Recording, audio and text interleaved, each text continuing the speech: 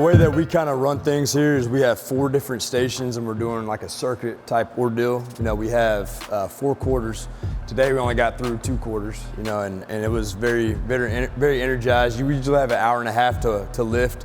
So we're down, 40 minutes really right now. So that's why we can't finish. But, we have 4 stations. So we have the back rack, the front rack, the platform, and then the turf. And we have our guys doing 4 different stations, moving around, flying around. We don't let them walk around.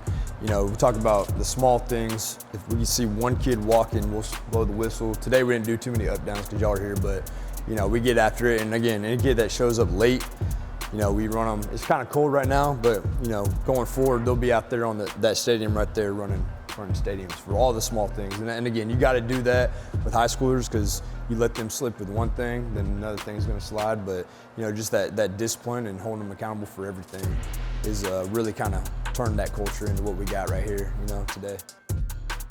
This is again, this is our coach's office. Again, this hasn't been really upgraded. So a lot of this stuff. And what's crazy is my dad helped design. This he's an engineer as well, so he helped design there's a lot of things that we could have utilized a little bit better, but for us right now, we have 18 coaches. Each coach has a desk. We try to keep it offense, defense, and then when we're having our meetings or recruits come in, we're all at this round table. There's a lot of things that we got going on, so we have a new projector, that's going to be bigger, and the screen will be a button press, so we can just have that come down. So, when we do our Sunday meetings and breakdown, defense will use all these boards, offense will use the boards in there, and then the ones in the theater as well. But, all these boards will be filled up, and that's where we kind of come up with our game plans on Sunday. So this is Dr. Jeff Traub, and what we've done this year is we've named a room after him, so the training facility. And then we've named our war room after Dr. Frank Cox. So he's our pastor at North Metro.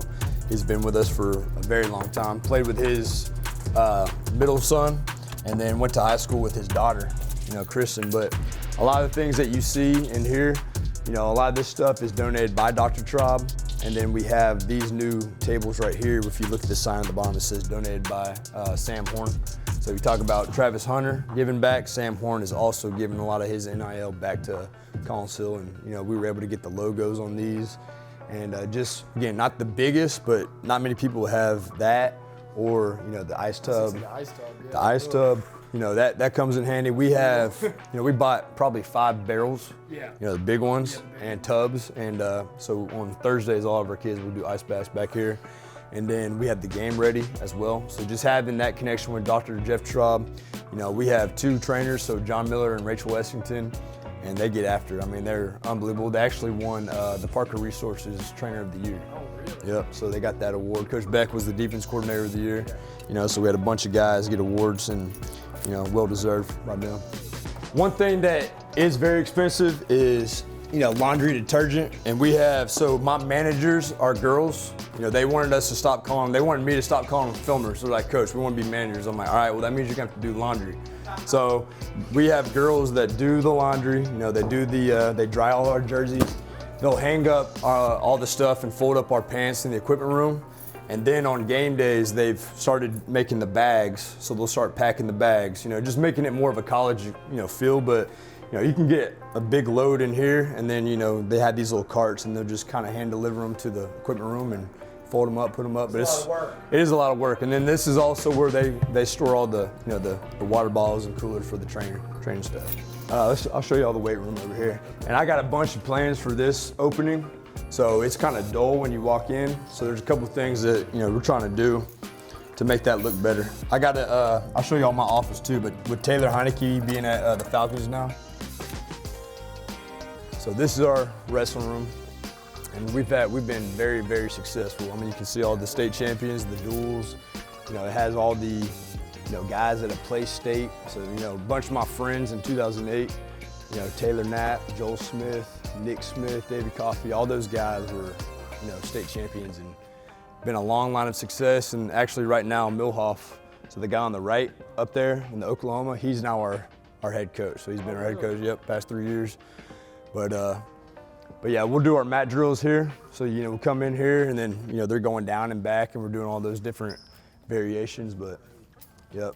This is one of the biggest wrestling facilities out there. It was built in 2008, so the year I graduated, we had fundraised my entire rec ball career and high school career for this, and never even got to use it till I became a coach. But now I'm reaping the benefits of that, and it's good. Not everybody gets one. This is called our war room. So this is where we break down film. We got the board right here, but you get all the guys in position groups with their position coach, and it's like a college type atmosphere.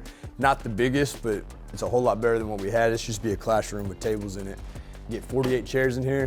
And then one thing, talking about tradition, our brick gate down there, and I'll show you all that in a second, but we're gonna do tags for our alumni, and you'll have like a little piece right there. So the first one will be Dr. Cox. We also have one for Coach Farron that we purchased. Jaden Faison is a young man who played here, unbelievable kid, ended up passing away, but he was part of that 2021 state championship group. He's got a little thing out there, I'll show y'all, but he's gonna have that number 7, so right at the very top. So we've done that in the locker room. We kept his locker unpainted. All the other lockers have been painted and his is untouched. And just gonna, have a sign there, kind of like a memorabilia for him. And then this is the trophy case. So, the Tennessee, huge Tennessee fan, but we ended up going to 7-on-7. We used to go to Alabama, and they're like, Coach, let's go to Tennessee. I'm like, I'd love that, and we ended up winning, beat Spartanburg. The 2 helmets at the top, that's what a state championship, offensive line, defensive line looks like. And then you got the high five, you got the Freedom Bowl paddles, and then you got the state championship trophy, the runner-ups, and then that's my first game ball, so that's the Brookwood game ball. We ended up adding that. You got Sam Horn's all-star jersey right here as well, letter from Dr. Cox, and then we got the tribute to Jaden Faison. And then this is the office. So if y'all want to see kind of some of the old newspapers, on the stadium, you got Heineke's jersey over there.